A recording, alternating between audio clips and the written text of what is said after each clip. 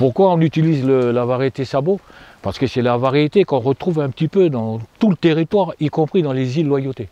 C'est la variété la plus adaptée aux différents types de sols calédoniens.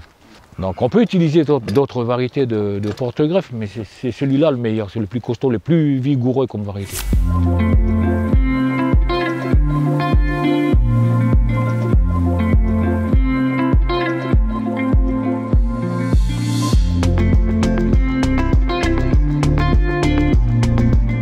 L'avantage de la greffe, c'est déjà dans un premier temps utiliser un porte-greffe qui a des qualités physiologiques qui va être adapté, qui va permettre à la variété greffée de bénéficier de toutes ces qualités-là.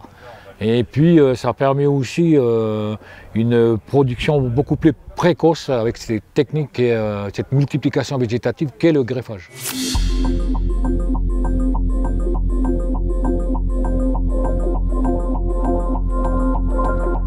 Aujourd'hui, je vais vous montrer comment greffer un greffon de variété Peters sur un porte-greffe Sabot.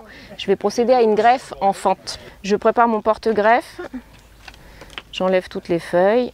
Donc là, je vais préparer mon porte-greffe et l'abattre pour pouvoir procéder à la greffe.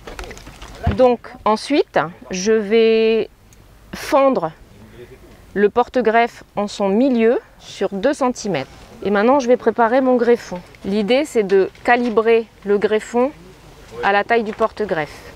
Je vais couper tout ce qui dépasse et qui ne sert à rien et qui va faire perdre de la force à la greffe, sans abîmer les bourgeons. Et là, ensuite, pour pouvoir insérer mon greffon dans ma fente, je vais faire un double biseau sur le greffon. Maintenant, je vais l'insérer dans la fente.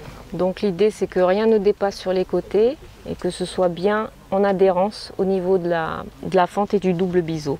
J'utilise du plastique à ligature pour ligaturer ma greffe.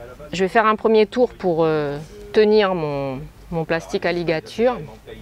Donc je vais commencer en dessous du point de greffe pour assurer l'étanchéité en fait. Pas d'air, pas d'eau. À chaque fois que je fais un tour, à ce niveau-là, je tends et je vais en remontant. Je vais ligaturer jusqu'en haut du point de greffe pour éviter justement l'air et l'eau. Quand je suis arrivée en haut, je redescends. Et là, ma greffe, elle est quasiment terminée. Donc pour protéger mon bourgeon terminal, je vais faire un petit chapeau avec une feuille du porte-greffe et un petit morceau de litou. Et maintenant, la dernière chose à faire, c'est l'étiquetage pour qu'il y ait toujours une traçabilité de ce qu'on fait.